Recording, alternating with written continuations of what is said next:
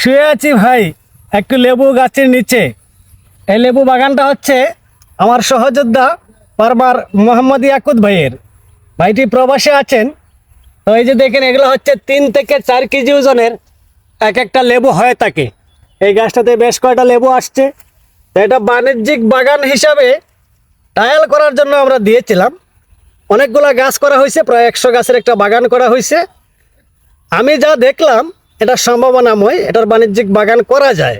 এই যে দেখেন, এখানে একটা, এখানে একটা, এখানে একটা, এখানে একটা, এখানে এখানে এখানে আমার পিছনেও রয়েছে, এদিকেও রয়েছে। তো এই প্রত্যেকটা লেবুর ওজন যখন আরও 2 মাস যাবে তখন আমরা দেখব 3 থেকে 3.5 কেজি। অবাক হয়ে যান, কমেন্টে ভাবতেছেন আমাকে কিছু বলবেন না ভাই, আপনারা একটু ভিজিট করবেন আমার প্রোফাইলটা।